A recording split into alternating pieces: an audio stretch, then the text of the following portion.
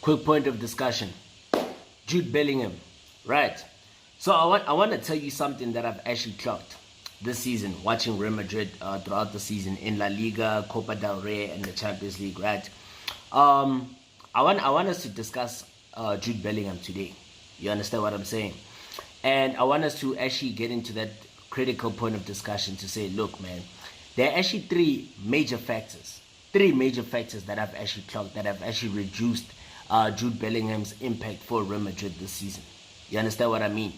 So remember Jude Bellingham last season, he was one of the standout players for Real Madrid. He delivered consistent performances that made him one of the most important players in the squad. You understand what I'm saying? However, this season, right, things have not been the same for the English midfielder. His influence on the pitch has kind of like diminished to an extent, and he has not been as decisive as he was in his debut campaign. I'm sure you guys have also noticed that. You guys might have also noticed that because like I've noticed this throughout the season. But he's still delivering, he's still scoring goals, he's still getting those assists, but his impact is not as major as it was in his first season at the Spanish champions. You understand what I'm saying? So a key concern is that, look, Bellingham does not seem as comfortable on the field as he once was, right? His ability to control games, make decisive runs, and the impact in the final third has also declined, right?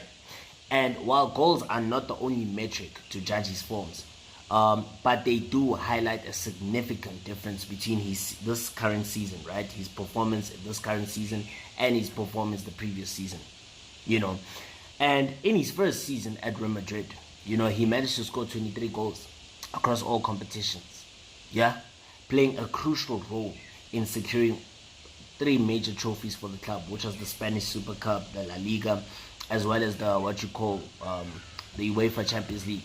You understand what I'm saying? And this season, however, he has only found the back of the net just 11 times. So which is like a noticeable drop from his previous numbers that he achieved in his first season. Okay? But look, I did mention at the beginning of the video that there are 3 factors. 3 factors, right, that have actually seen his role at Real Madrid kind of diminish his influence, right? So the first of those 3 factors is the change in his position. That's number 1. Change in his position. Okay? We have seen that Bellingham has changed his position due to the arrival of Kylian Mbappe, right? So look, Jude Bellingham, he's actually spending less time in the opposition box, right? And one of the biggest reasons for Bellingham's dip in form is the tactical shift in his positioning. Okay? Last season, due to the lack of a natural center forward, he was actually frequently deployed as a false 9, which actually allowed him to get into dangerous goal-scoring positions, right?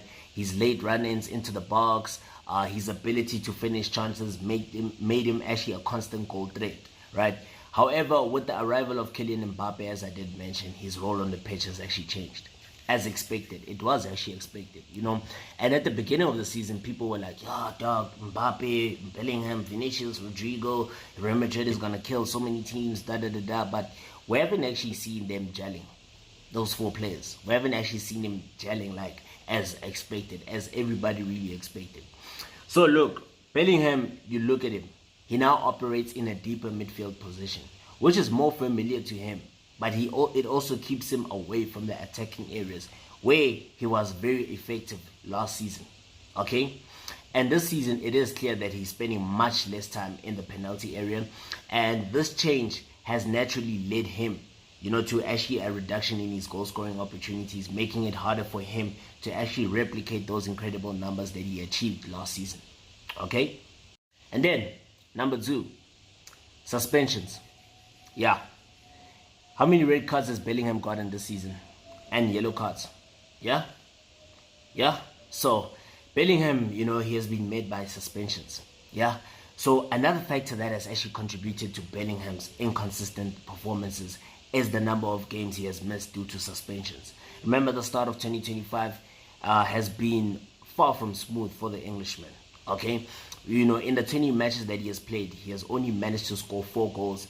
And that's actually a drastic drop from his previous output. And his absence from crucial matches has also disrupted his rhythm. Because remember that game against Osasuna, he was actually sent off for making an offensive remark towards the referee. Everybody was shocked that he actually got a red card, but it was for an offensive remark. I think he actually insulted the referee. Yeah, he actually insulted the referee. I don't know what he said, but it was an insult towards the referee. That's what prompted the referee to actually give him a sending off, right? And this actually led to a 2-match suspension, forcing him to actually miss important league fixtures. Additionally, in the Champions League, he received the yellow card against Manchester City, which ruled him out of the first leg against Atletico Madrid, right? So these absences have prevented him from maintaining a consistent momentum, which has had an impact on his overall form and confidence on the pitch. You understand what I'm saying? Lastly, number three. This is the most important one. Number 3, last one. Look, I think this is even obvious, and I'm sure everybody has actually taken note of this, is that Vinicius and Mbappe, they lack chemistry. Yeah, those two actually really lack chemistry. Both Vinicius and Mbappe, they lack chemistry. And the lack of chemistry between Kylian Mbappe as well as Vinicius Jr. is actually impacting. It has a negative impact on Jude Bellingham. Okay? Because beyond his own struggles, another issue that is actually affecting Bellingham's game is the apparent lack of chemistry between Vinicius as well as Kylian Mbappe. You understand? Because look, the two star forwards have yet to develop a strong understanding on the pitch, which has actually negatively impacted the fluidity of the Real Madrid attack. And we've seen that a lot, right?